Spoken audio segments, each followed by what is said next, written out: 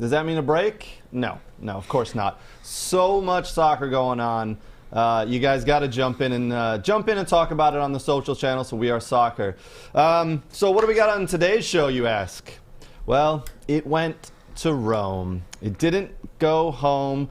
We'll talk about Euro 2020 and the final between England and Italy. We'll talk about the U.S. men's national team and the Gold Cup, the U.S. women's national team and the start of the Olympics, and Rebecca Lowe. Notice my smile.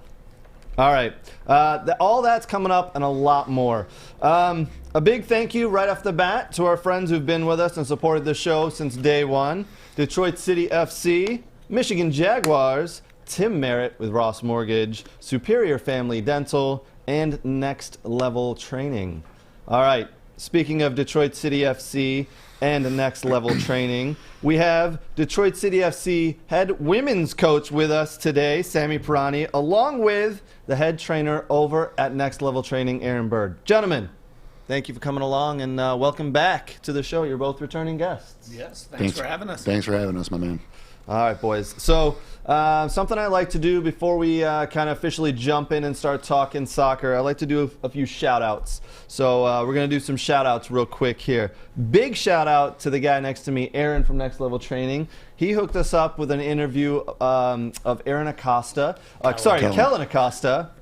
He's kind of he said he wanted to play like me. Yeah. He said he wishes he could. There's a lot of similarities. Yeah. Kellen Acosta from the U.S. men's national team. We'll show a 2-minute clip later from that interview. Kellen, such a good dude, so humble and down to earth. Great interview. I got a lot of feedback, and people were really happy to see us talk to him. Also, big shout out to Madison Duncan, the 2021 DCFC Women's MVP Award winner. Both you guys know Madison, right? You're welcome. Yeah, quality. We'll talk a little bit about Madison and the season for DCFC and the women's team there. Big shout out to everyone who was at the Dow in Birmingham last week for the England versus Italy Euro 2020 final. Unfortunately, the result didn't go the way that 90% of the crowd wanted, but, you know, that happens. Watch what you say. Yeah, we'll chat about that game there with Sam. Good game, great time over at the Dow, so thank you to the Dow. Thank you to the Red Devils of Detroit. They hooked us up with an interview with Rebecca Lowe, who is now my new BFF. Rebecca and I, we Zoom calls, and then we may have swapped some direct messages. I'm just saying, we're now BFFs. So, it's cool. It's cool. Rebecca, we'll chat again later. She's probably watching, of course. All right. Let's jump in, guys. All right, World Soccer News is brought to you by Tim Merritt and Ross Mortgage. If you're looking to refinance, if you're looking for a new mortgage, hit up Tim Merritt at Ross Mortgage. Good dude. Great rates. All right, by now we all know that Italy defeated England on penalties in Euro 2020. The final there at Wembley. England broke out, scored a goal way too early in my opinion.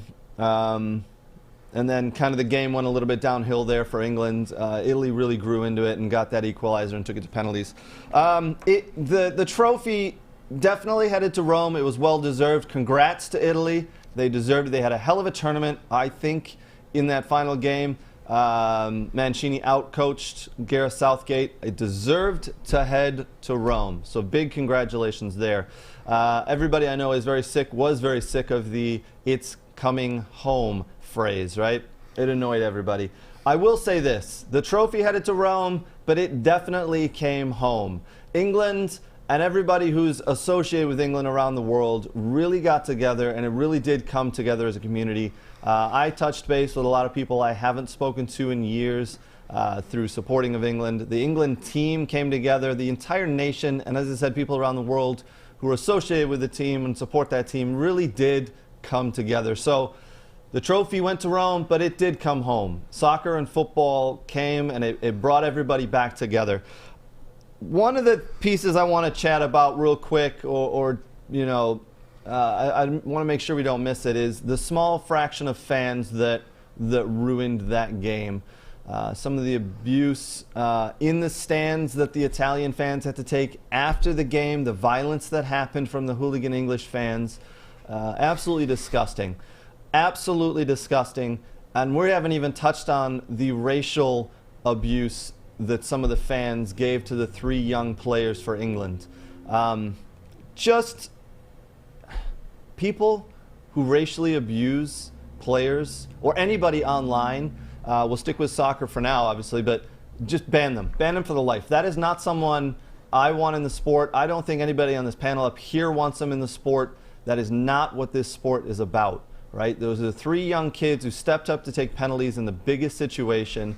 They missed them, they were saved, and all of a sudden their lives have been turned upside down because of people who are threatening them and racially abusing them. Absolutely disgusting. That is a small fraction of the fans.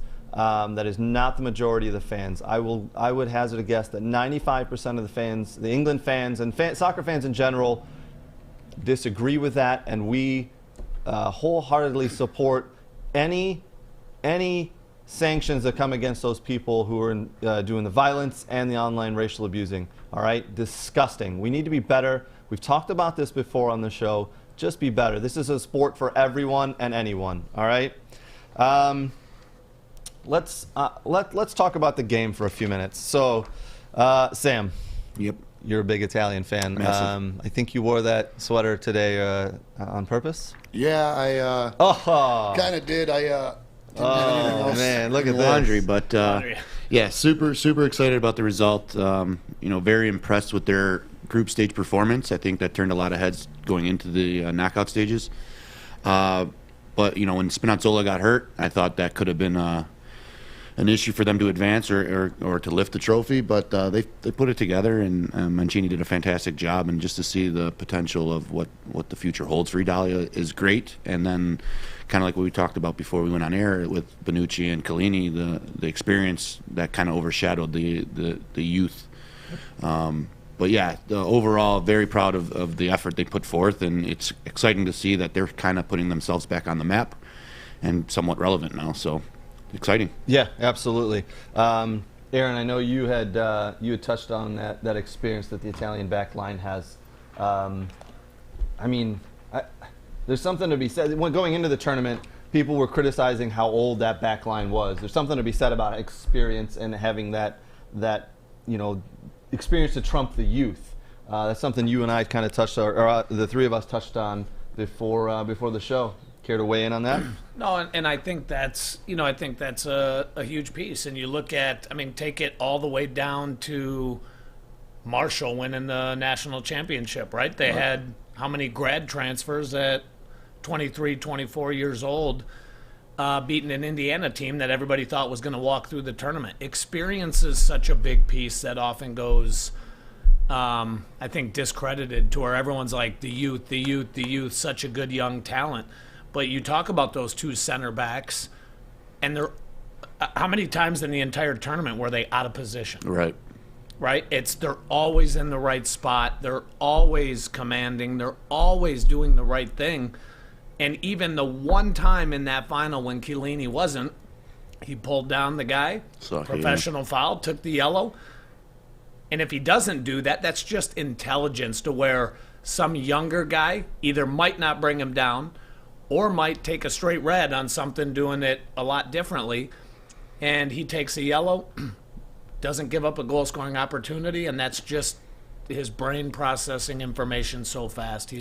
They're world class. They were so fun to watch, those 2 guys. And watching them, like if they block a shot or if they a cross comes in, they clear it out and it goes off for a corner. How fired up they got just for not conceding a goal. Well, the one that he slid to make that save late on the cross, that he's just in a good position against a 19-year-old, 20-year-old that's running, and he sticks with them and slides and blocks the cross. Yeah, just the passion they brought too was massive. Well, the little clip of him before the shootout against Spain. With Jordi Alba. Where yes. He's just, you could just, you're in a Euro semifinal going into a shootout, and he's that lax. It's just cool to see. 100%. It was fun to watch, though, Chiellini especially go up and do the coin toss and have a good time. You could tell, he was just enjoying it. Jordi Alba wanted nothing to do with it. No, man. Jordi Alba. Harry Kane, too, when they did the coin flip for the penalties. He wanted nothing to do. They were so serious, I agree. But I want to mention when you say Chiellini brought down Saka, when he pulls his shirt back, there's a statistic that's now out there that said during the entire tournament, Chiellini was not dribbled past Technically, he wasn't dribbled past. You're right. He calls the foul. But you're right. That's smart because one of the last plays of the game, he pulls Saka down and causes the foul. He wasn't dribbled past. It's along the sideline, right? So your center back is on the sideline, meaning that middle of the field is probably pretty wide open. Yep. So if Saka turns that corner and he's gone, you got the weak side runner getting in, the center back having to pinch. I mean, it's a dangerous situation. Yep. It's a world-class foul. Oh, yeah. And the biggest of stages, biggest of moments. It's a professional foul, and it's a very smart foul by a very smart, experienced player. I think a younger, less experienced center back lets that player run by, and then there's a very good scoring chance happening. Yes. So, I mean, I know we've talked about the experienced back line of Italy, but Donnarumma, 22, 23-year-old goalkeeper, I mean... That and 22, 20, that is super young for a goalie. Goalies don't hit their prime till in their early 30s. Right. So the fact that, and he bailed them out a couple of times, obviously in the penalties, but a few other times, it's not to say that Italy were a bunch of old guys who experienced who won it. They had that young pizzazz there as well. Yeah, I think Donnarumma, really came out of his shell. I mean, his first debut, he was like 17, right? So he had a lot of experience as a 22-year-old, but he came out this tournament and really put himself above the rest, if you will, as far as goalkeeper goes. And, for him to move on to PSG out of Serie A is sad to see, but, he's got his dreams and his bank account he wants to fill. Exactly. It's a well-earned move for him. Let's chat about the penalties for a couple minutes here. I want to focus specifically on England, if we could. Harry Kane is your strongest penalty shooter for England. I think we can all agree on that. Yep. You put him first because you want the ball in the back of the net. You want your team to see the ball in the back of the net, get that confidence, get the first one off the mark. I was a little stunned to see Harry Maguire step up for the second penalty for England. A center back who I think I've seen him score 2 or 3 goals in his career, and they're all with his head. But he dispatched that penalty in the upper corner phenomenally. Yeah. You couldn't have asked for a better penalty, right? You couldn't ask him where he was putting it either. Though. Yeah, probably he just hit it as hard as he could. I think so. He just head down, proper technique. But that to me is pick your spot and hit it as hard as you can. 100%. Pick your spot and make the goalie save it. You hit your spot, it's his job to save it, right? So you might be right. I'm going right, and I'm going to hammer it. That's it. Good for him, though. Yeah, good for him. And then after that, we see a flurry of just misses from both teams. Obviously, Jadon Sancho steps up and misses. Marcus Rashford steps up and misses. Bukayo Saka stepped up and had the last one saved. Donnarumma, as we said, great goalkeeper. Going into the penalties, Pickford's a good goalie, and he made some good saves. But man, I would have picked Donnarumma, obviously, because his size. As we talked about, he took up a large majority of that goal.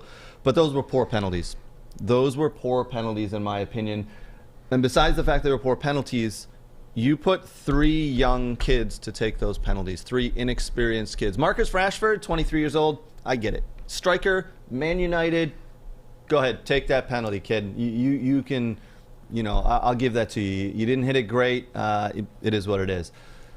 Jadon Sancho, he played like 30 minutes the entire tournament, and all of a sudden you're putting him as your 4th penalty kick there. Okay, maybe we know we're not in training, right? Maybe they've seen him in training. Maybe he steps up and knocks it in in training, and he's the guy. It wasn't to be. But to put a 19-year-old Bukayo Saka as your 5th penalty kick taker, who's never taken a penalty kick for his club team, Arsenal. Meaning he's never taken a penalty kick on a big stage, and you want to put him on one of the largest stages in the world? As your 5th shooter. As your 5th shooter. I don't get it. So correct me if I'm wrong, but my thinking is your strongest shooter 1, your second strongest shooter goes 5th, then 4th, and then your 2nd and 3rd are kind of your weaker, if that makes sense. So the way we kind of looked at it, and I guess Sam coaches at a super high level right now, is strongest first. I always thought it was second strongest would go 4th, because if you don't even give them the chance to get to 5th, if you have your 5th shooter as your 2nd best shooter and your 2nd and 3rd miss, you don't even give your best shooter a chance to make it. It's happened to Ronaldo before. The what? It happened to Ronaldo before, right? To where he didn't get to shoot. They had him 5th, he didn't get to shoot. So either way, and there's 2 points that I thought about after this game. and they were maybe relevant, maybe completely irrelevant. But you're right. They've done these how many times in practice where that coach has seen these guys shoot 100 PKs, 200 PKs, whatever. And in his mind, those might have been his 3 best guys. The bigger issue I had, and it's always a second guess, right? It's when a basketball shooter misses the last second shot, and they're like, why didn't they let him take it? Well, if he'd have made it, you'd have been like, man, great option, right? So, it's so easy for us to second guess from the sideline here and say, why did he pick these guys? But if they all 3 make it, we're like, man, what guts he had to use his young guys and do this and that.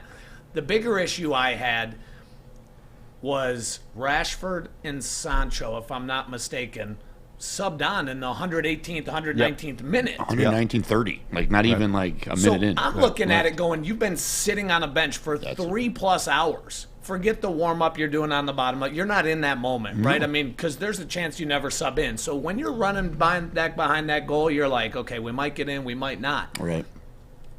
You've been on the field for a minute and a half, and now you're stepping into a shootout and the largest stage in a final. Ever, in a final. And you've been on the field for a minute.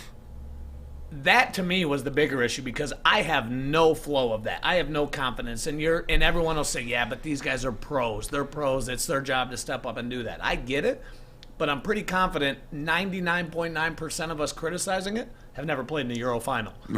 Right? So it's like you don't know what that stage holds. Right. The what it means to that country and that guy and that it's just a big stage, and I felt like somebody like Grealish would have been a way better option to put on this. So you had Grealish sitting on the bench who has taken penalty kicks for his club team. Luke Shaw, who we know can strike a ball. I mean, you've got experienced guys on the bench who have captained their club team, who've played in big games. Why did we send a 19-year-old up for the 5th kick and a 20-year-old up for the 4th kick? Wasn't Grealish on the pitch too? Wasn't he? He was. He could have been an option, right? Grealish was an option. So was Shaw. So was. I mean, John Stones. I've seen him. Yeah, you got Stones. You got Shaw. It made no sense. I don't know. That loss to me falls at the feet of the manager, Gareth Southgate. I think he changed his tactics. His team didn't attack after they scored that goal in the 3rd minute. They waited to try to soak up the pressure, and you're never going to do that for 87 minutes against Italy. Did you see the possession stat in like the 70-something? It was 71-29 in the second half alone. In the second half possession. We've talked about it since the first game of Euro was Grealish. And, I mean, you look at that game against Spain. He was a part of both goals. In both goals, he created. He was a part of it. In the game before, he was a part of creating the goals. And you're losing the attacking side, and you've got Sancho, Grealish, and Rashford, and you bring them in for a combined minute and a half, and you're providing nothing. Why not give him 15 minutes, 12 minutes, 8 minutes? Give him the whole second overtime or something and bring Grealish in a little bit earlier. I thought it was listen, I never want to blame a coach because at the end of the day, the players got to do the job. The players that they put out there, but there is that small percentage that says, okay, did I wait too long? Did I do enough to do it? And were the players on the field good enough to win? Sure. But when you're watching it and you're looking at it saying we might need to make a change a little earlier, he didn't do it in my mind, and that's where he's at fault. Agreed. I agree as well. I thought they could have took a massive learning from the game against Spain, Spain in the semis, right? Italy couldn't build out of the back. Yep. Right, they struggled any time because they minimized Jorginho getting the ball. Yep. Right, they made it very difficult for Italy to build. The first 15 minutes against England, I saw that, and then they all of a sudden they score 3 minutes in. I wouldn't say they parked the bus, but they got more of a defensive mindset. They definitely did. Yep. They had 11 guys behind the half, in Italia, which is a team that typically doesn't overpossess their opponent, right? I mean, even this tournament, I think 11 or 7 out of their goals were 5 passes or less, right? They countered you or they got in behind or whatever. Yep. So for Italy, it was almost a challenge just to say, okay, we got the ball this many times, like for this long, what do we do with it? But Yeah, so I think it was on the manager, but like Aaron said, the players got to perform, and Yeah. I think Italia was better in the agree. whole 120 minutes. I think Italia deserved to win. Fair. Absolutely. I think they deserve to win. And they proved it. And a huge turnaround from missing the World Cup in 2018. Exactly. I mean, absolutely huge turnaround. That was a devastating miss of a World Cup for that nation. And all of a sudden they come back in the Euros, the very next Euros, and they win it, and win it in a really nice way as well. Not a fluke, not a dark horse. They weren't the favorites, but secondary favorite. And I thought they, again, best team of the tournament. So absolutely 100% deserved. All right, so the Euros, congratulations Italy. That's over. We'll look forward to that, to the next one. I'm sure the next one in 2022, three it'll be. 2022. It's still going to be. It's still going to be every 2 years, so it's supposed to be the 20. They got the World Cup next year. World Cup? Oh, yeah. So it'll be 2023 or 2024. 2024. We'll discuss Copa America. But what do we have now? Right now, the Euros have finished. As we said, we're about a month away from the La Liga, the English Premier League, Italia Serie A starting up. So what do we have to fill that space now? Well, the U.S. men's team are playing in the Gold Cup. And starting this upcoming week, we have the U.S. women's national team starting their Olympic journey. So let me just read you real quick what's coming up. This section we're going to call Other World Soccer News is brought to you by Superior Family Dental. They are the official team dentist of the Detroit Red Wings. 2 locations, one in Farmington Hills and one in Milford. If you're looking for a dentist or you're looking for some dental work, hit up Dr. Randy and Dr. Jeff at Superior Family Dental. All right, this week, July 21st at 4 a.m. Eastern Time. Sorry, guys. 4:30 Eastern Time. 4 a.m. Come on. U.S. women's national team takes on Sweden in Tokyo in their first game. So they've got to be the strongest team in the tournament, right? I mean, they have to be. They are the favorites from everything I've read. From front to back, they are stacked. Let me ask you this, guys, Aaron and Sam. Is there a weakness of this team? Is there a weakness in this team that you see that can be exploited by one of their opponents? Weakness? I don't think so. I mean, maybe depending on personnel, how the lineup he approaches. I mean, maybe that way. I think the biggest weakness I see is going to be the depth up top if he does not use the proper players at the proper time. I mean, I got too many choice words. What's this rated today? No. Well, actually, I saw his the other day, and the amount of the England penalties. I mean, this is an open mic. I thought this is free reign. Got the beeping over there. Have at it, boys. Have at it. We're online. Have at it. You say whatever you want to say. I agree, though, Birdie. I think depending on how he addresses each game, I think depth and up top could be an issue if he doesn't rotate. Some of the players listed on the roster, maybe, hopefully, is their curtain call this event. And I mean, in my opinion here, and again, my opinion means nothing, but I do work with quite a few of the high-level U.S. players. He has 3.25 of his best 5 forwards he had available to bring to this tournament. I think some of these people are on this roster strictly because of their name and their what they could do behind the scenes to the reputation of this stuff. And I think they're there for their name, not because of what they provide. So let's jump into that because I'll say it. I'm not a fan of Megan Rapinoe. I think she's past her prime.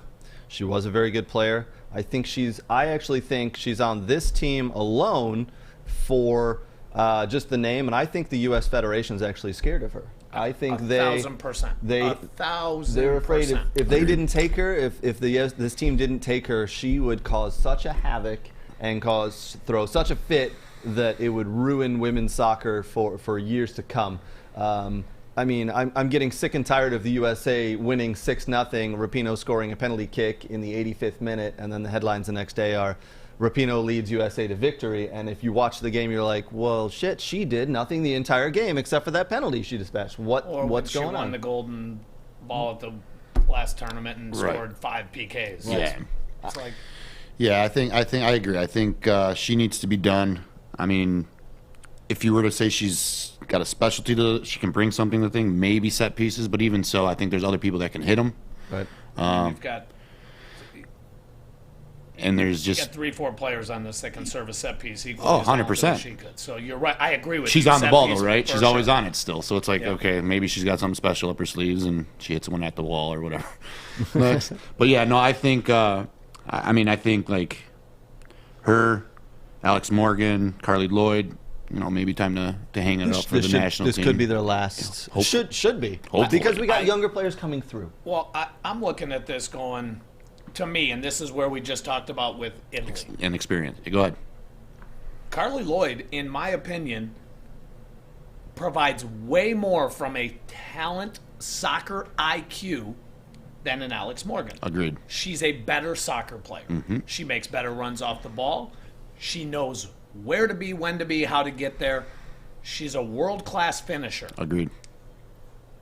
She gives that experience. Do I think she plays past this Olympics? I agree. It's time to start moving out. But you got people like Mitch Purse. You got people like Kristen Press. You got people like Katerina Macario. These young talents that are ready. Chomping. They're ready. Yeah. And Carly Lloyd is somebody to me that, and I'll say it about, same thing you said about Rapinoe. Alex Morgan, take away one of two things. You take away her looks or you take away her speed, and she's not representing our country at the level she does. Right. She gets by because she can strike a ball and she's fast. Mm-hmm. And she's attractive. Mm-hmm. She's selling jerseys. She's selling jerseys. She's got a big name. She's selling right? jerseys. She's getting sponsorships. She's bringing a name to people that might not watch the games. Right.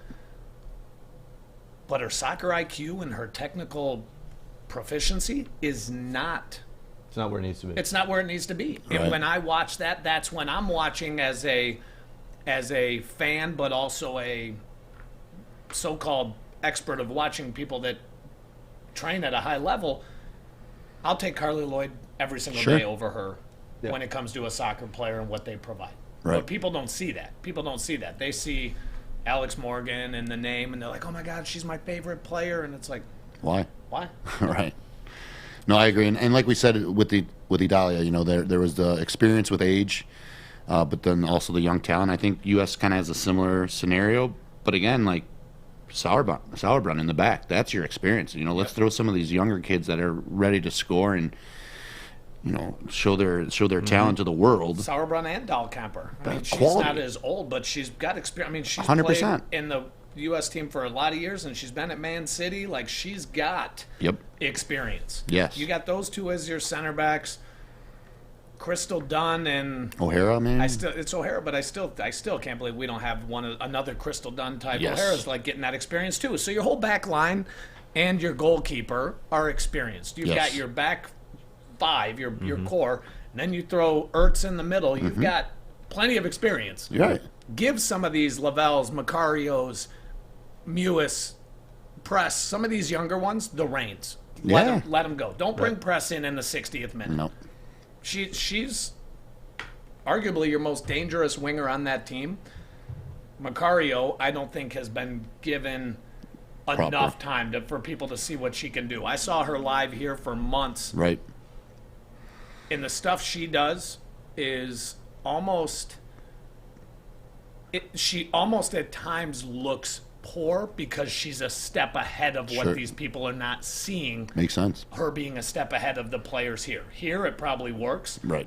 But when you play with players that you're a step ahead of, and you're seeing this player overlap, and you're intentionally driving here to cut a ball back there, reverse pass it. and this person's like, oh, I didn't think they saw me. It's like, no, they went that way to clear that space for you. They did that for you. For sure. So she's gonna be special. I've seen it.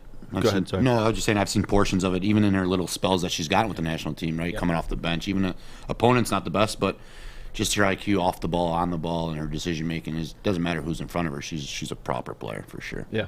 Do we think there's any health issues with Julie Ertz and Tobin Heath, because they've both been injured in the last couple of months? I know Tobin Heath came back and played in that friendly against Mexico, and she did well, but now you've got 3 games in 6 days, like we said. So the U.S. women's team's playing Sweden on the 21st, New Zealand on the 24th, and then Australia on the 27th. 3 big games in 6 days.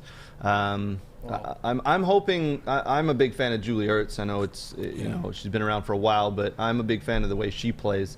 And she's coming back off a knee injury, I believe. So, and do you guys have any worries about that, or do you think, you know what, we got players behind them filling in that shouldn't be an issue? I think you're going to see the same exact thing that you're seeing with the men in the Gold Cup now. I think you're going to see their lineup here against Sweden, just like U.S. did against Haiti. Martinique, they put a whole different lineup, team, except for Shaq Moore and Zimmerman. Yep. Those two, whole new lineup. And then I think against Canada, you're going to see the lineup that you saw against Haiti. I think you're going to see the Kellens back in there. You're going to see the lineup they had. Yep. I think you're going to see the same thing here. I think they're going to play their top team, Sweden, come back with New Zealand with probably 6 new starters. Agreed, yeah. And then come back against Australia with the same team that they played against. So I don't see an issue with it. I mean, if Ertz is really laboring, she'll play against Sweden. They'll probably rest her against New Zealand, recover, and then have her play against Australia. Right. I agree. I don't know how severe it is or where she is in her recovery, but with Tobin, it was good to see her get some minutes in, right? And just the quality she has on the ball is always fun to watch, right? She plays at she has a different mentality when she plays, and it looks like she's just about to have fun every time. So to see her back in the fold is awesome. I don't know how many minutes she can log in, but yeah, I agree with Aaron. There's going to be rotation in all 3, I think. In all 3 games, they have the quality to do it, right? I think, getting into the knockout stages, that's where you're going to start seeing the separation based on his rosters. Agreed. This first game against Sweden is obviously the first game in a tournament's always a big one, right? They always want to win the first game, set the tone right, play the right way, play how the coach wants you to play. Just so everybody's aware, Sweden knocked the U.S. out of the previous Olympics in Rio in the quarterfinals. Mm-hmm. So this is the team, Sweden, that beat the USA and knocked them out of the previous Olympics. So there's a little bit of, we'll say, revenge maybe that the USA wants to get here. So I think they start out this game and come out hot, and they come out to do it. And I think I can see them winning 2-3, 4-0 here. Sweden's good. Sweden's real good. But I get the revenge point, but if they beat Sweden 4-0, then give them the gold medal already. Give them the gold medal now. Sure, They I beat agree. Sweden 4-0. Yep. That's the coach, right? So the U.S. Team coach Vlatko Andonovski. He's been in charge for 23 games so far. He's won 22 and drawn 1. I was doing a little bit of reading on. It's a pretty good. I mean, don't get me wrong. I don't think he hasn't played next level training's over 30 team. Trust me. No one wants to play the next level over 30 team, man. Very because Vlatko. I was doing a little bit of reading, and I didn't realize that most of his prior experience was in indoor soccer. Yeah. That's bizarre to me. Player or coach? Player? Player, and then I think he coached for a little bit in Kansas City. Yeah. He was with the Kansas City. So mostly playing, and then I believe he coached a little bit in there, but and then progressed up. And he's only 43, so he's only 4 years off of He's a lot closer to me than he is to you guys. We'll just say that. But that far away. No.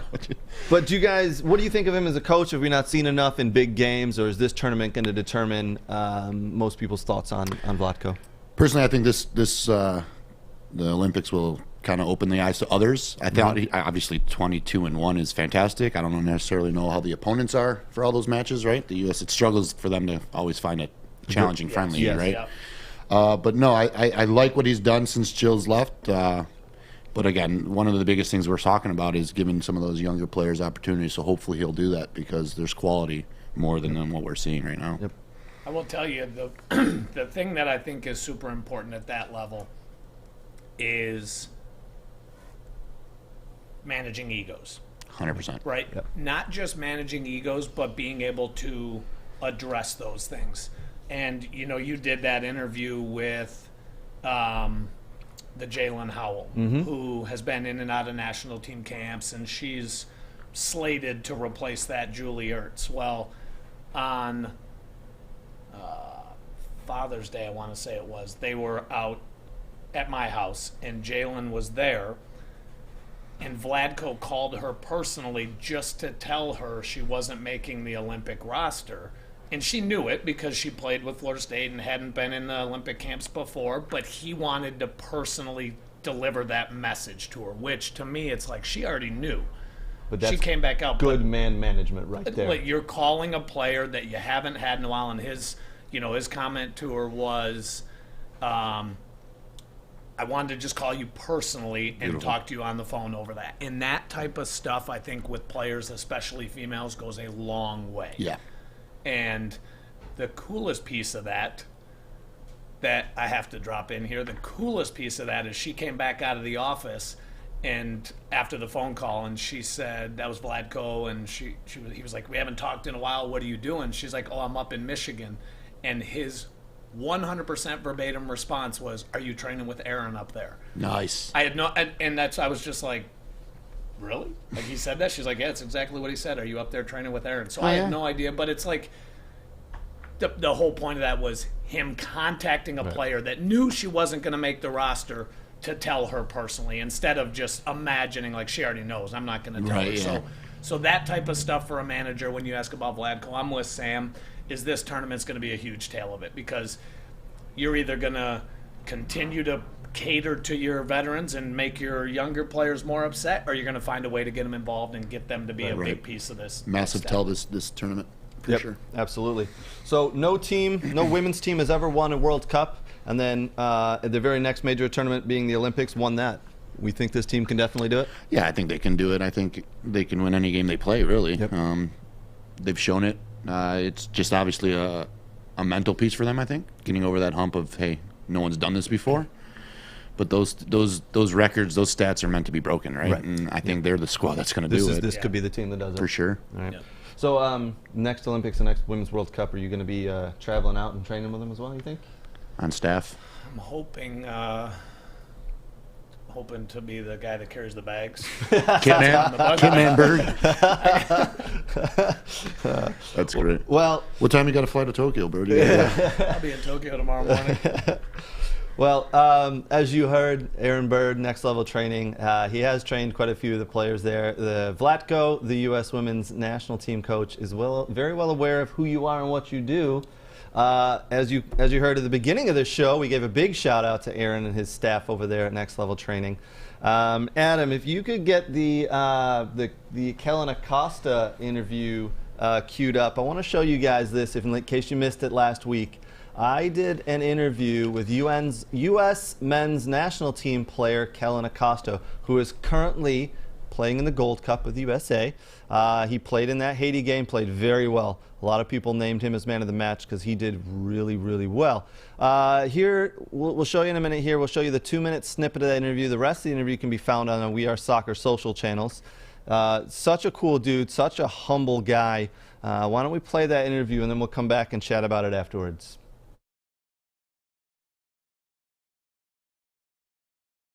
Piece of silverware, but I'm still on cloud 9 from the Nations League final victory over Mexico. You and the team were absolutely phenomenal, and it was such an entertaining game for us fans. What was it like playing in that game, man? Yeah, it was definitely pretty crazy. I mean, the game had a bit of it all. I had goals, and had the chippiness of a big rivalry, fans throwing things to VAR decision. It was, everything you kind of wish for as a fan, a spectator in a final. I mean, maybe not us as players, because there's just so much anxiety going on and what calls going which way, scoring. It was a lot though, but it was definitely exciting times, and obviously it's a lot sweeter when you get to beat your rival in the final. Absolutely. Have you played against Mexico? You might not have played in that level of a game, right? But have you played against them before? And has it been like that chippy? It's always chippy, right? It's always a good game. Definitely. But I think it's a little bit different when you have something at stake and you're playing for some silverware. But I think it's also a pride thing and bragging rights. And so, I mean, every game is a battle and a fight. But this game, it meant a little bit more because, like I said, at the end of the day, you want to win. You want to win something and hold up a trophy. And so that's why it makes it a little bit sweeter. Absolutely. I'll be honest. Like, we had a group of guys here at my house watching the game, and it was nuts. You know, that letting a goal in the first minute kind of put a little bit of a sour note on it at the start. But man, credit to you guys and the way you guys came back and really got back into that game. Like I said, it's been a month or so now, or whatever it's been since, and we're still, there's us casual fans, we're still talking about it, and we're still kind of going through things. And man, it was so fun to watch. I can only imagine, like we were talking about, how bad or how interesting and nerve-wracking it was for you guys on the field. It had a little bit of everything, which was awesome. So the Gold Cup roster, it's a little bit different from the Nations League roster that they had. How are preparations going for the Gold Cup, and what are you guys looking forward to? As you have a game this Sunday, correct? Correct. Yeah, for me, it's been a little bit different. I just got here yesterday. So the group of guys have been here since Monday, but I showed up late because I played with a game in Colorado on Wednesday. But as it's shaping up, I mean, it's going to be a great test for all of us. I mean, big game, first game versus Haiti. And, I mean, we take it game by game. But, yeah, it's going to be a great test. I mean, some of these guys are newer to the team, so get a taste of the international exposure and the level. And it's an opportunity for us to lift up another piece of silverware.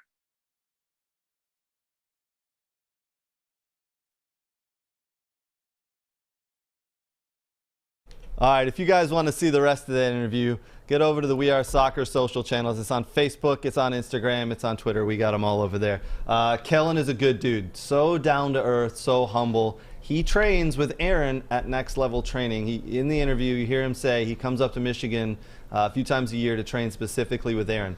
All right, Aaron, let's talk about Kellen there for a second. What do you think is his biggest asset? You know, what's because in that game against Haiti, man, he stood out to me as the guy who was controlling the field, controlling the ball, and controlling the flow. What for you separates him from someone else who's looking to fill that role for the U.S. team? He's consistent, right? He's consistent, and when you're looking I guess when you're looking at the assets of what he does, is he's got three things to him that are massive to me to fill that role. When you look at that player on a full national team, is his engine. He's box to box all game. If you track him compared to any other player, the amount of ground he covers is massive. Two is the consistency. Is he technically consistent enough to build out of pressure from a center back, to join the attack, to combine and build with them? And then third, and this goes underrated with a lot of players, is he doesn't need the limelight. He's a guy that is so humble, and I can speak on him because he's been up here now 20 times over the last 4 or 5 years for weeks at a time. I've gone and trained him out in Colorado. He doesn't need the limelight. He is a guy that loves to play this game. He loves the role. He wants to win. He is one of the fiercest competitors. He doesn't need to be the guy that scores the goal or sets it. He doesn't need to be in that on that scoring sheet. He just wants to play and win. So those things, you get a lot of players at that level to where we've used the word earlier, the egos and managing egos, that want to be the man. They want to score. They want to be the guy that is starting, playing on the screen, doing this, and he is none of that. He is a guy that has those three traits that is hard to find at this level. When you're talking about putting together a lineup, you have to think about those pieces: is who's going to do the dirty work, who's going to do the things we need to do to win. And if you watched that Gold Cup game against Haiti, there was a time Jonathan Lewis got the ball wide, 41st minute, and he filled the top of the box and the ball didn't come across to him, and you could see he was semi-irritated by not getting the ball back across. Didn't say a word. Not even 30 seconds later, the ball was in the left channel, and he went into a slide tackle through that guy that you would have thought he was trying to kill the world.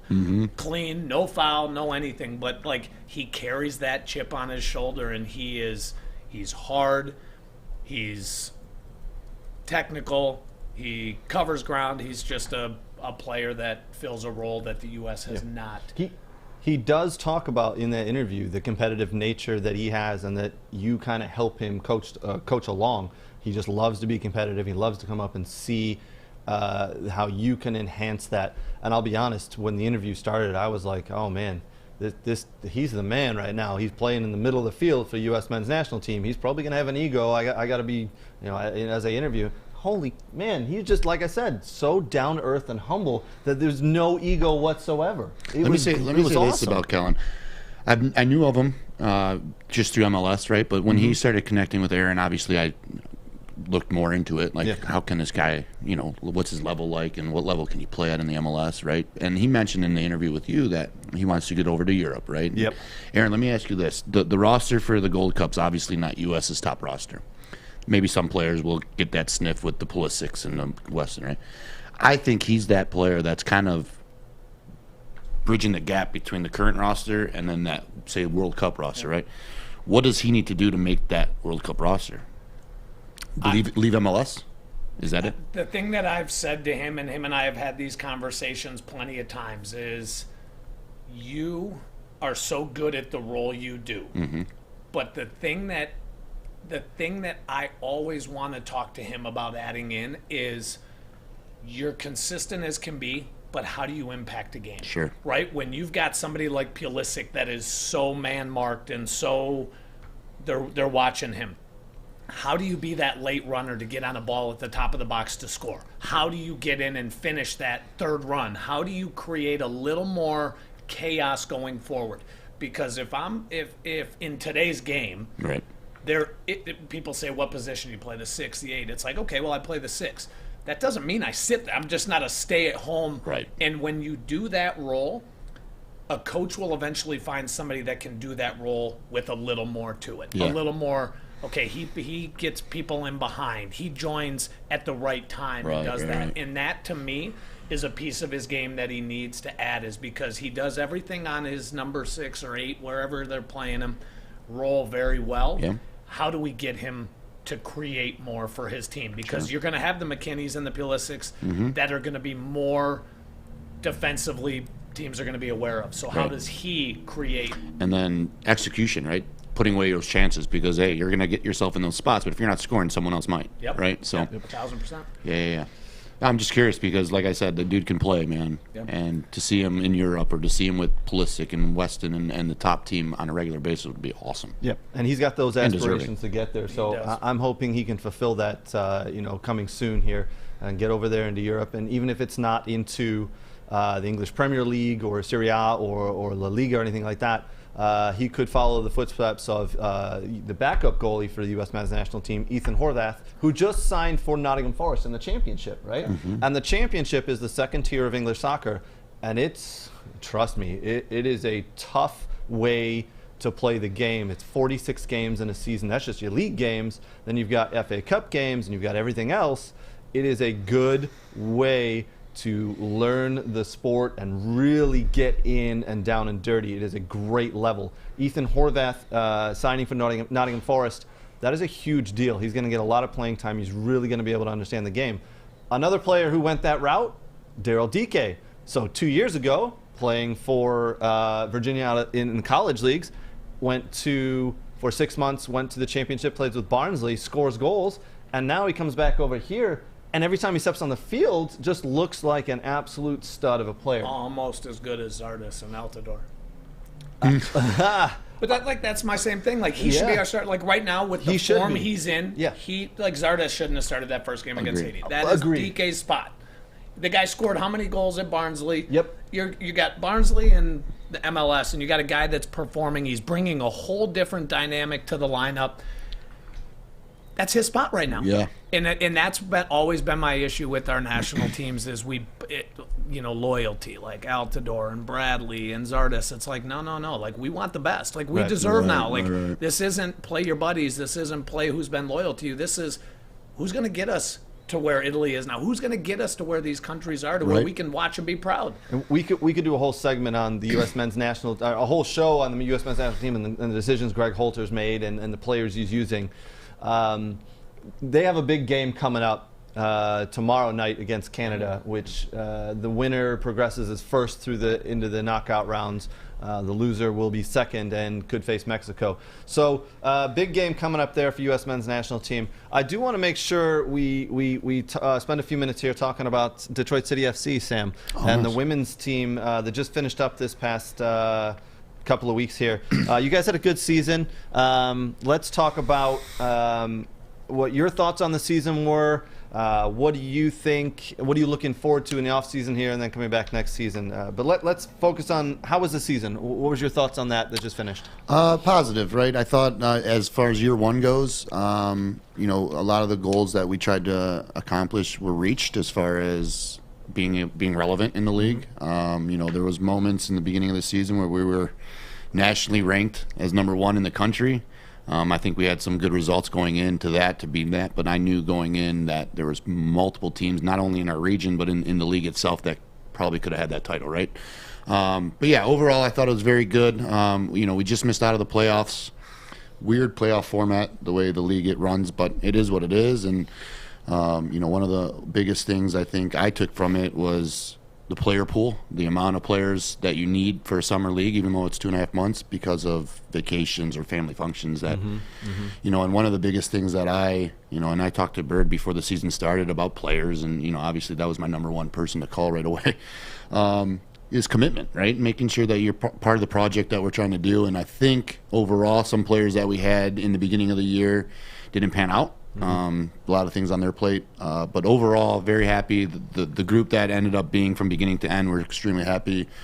One of the biggest things I took from them is how they became a family quickly, and that was one of my goals is for the group and to build off that, right? I want every year the roster to be pretty similar, right? Obviously people move on and we get new players coming in, younger players coming in, but to have a core that's know they're coming back to Detroit City next summer, that's the ultimate goal. And I think everybody that was a part of it from beginning to end was extremely happy, and they're looking forward to next summer already. Good. So. Yeah, it was fun to watch. I was out at a lot of those games, and I was, one of the first games I was texting with Aaron over here, and I was like, man, I can't believe the level of soccer I'm watching right now. It's so good. And he just kind of laughed back. He's like, I'm watching. He's like, but I've seen all these players play better. This is just their first game. Just wait. He's like, and it'll get better. And sure enough, it got better, and it was exciting and it was fun to watch.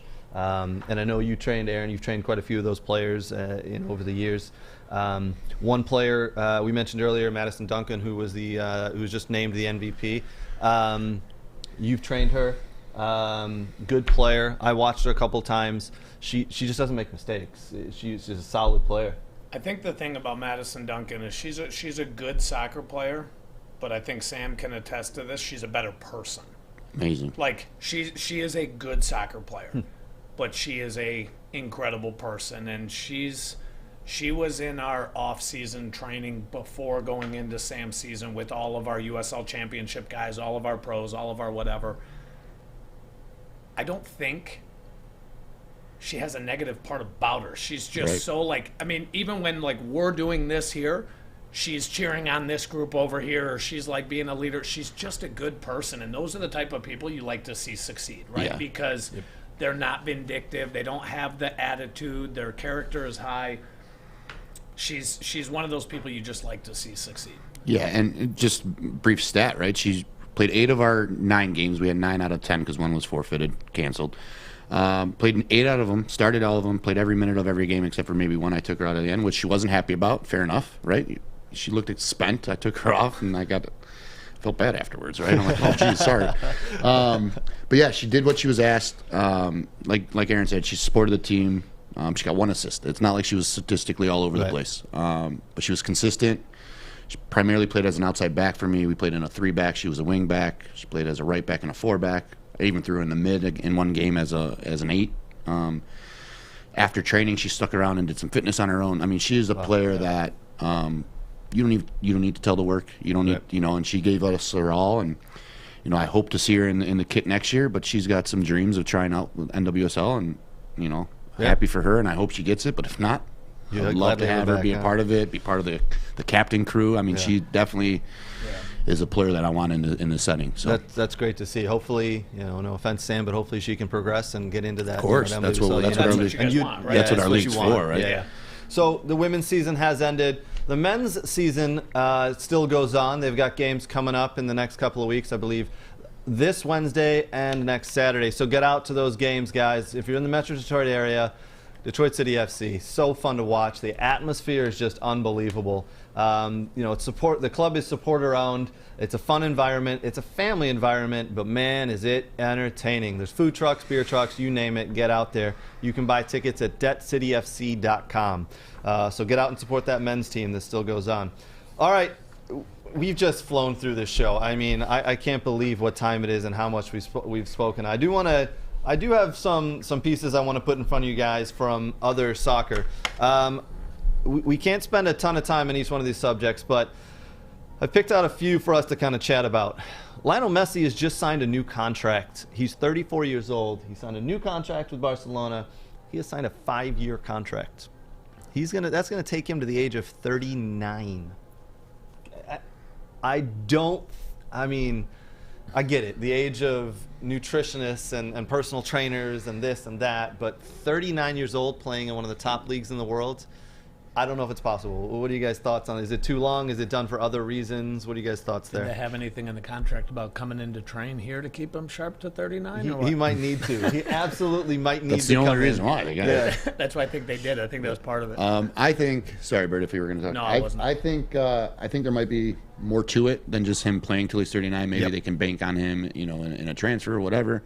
Yep. He is getting older, but I don't think he's dropping level. He hasn't.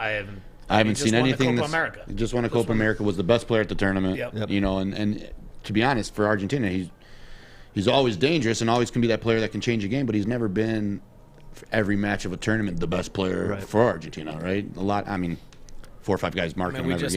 We just talked about the center backs for Italy. I mean, is there any reason for us to think?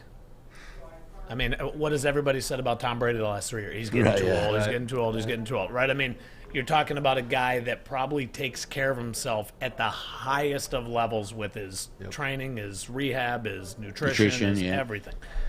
Is there any reason for us to think? The reason we think he can't is because age, and so many people put this number on this. Like we're all getting older, but we're not. If you give me $250 million a year, I can probably pay somebody to make me feel a lot better than I do every day I wake up. For sure.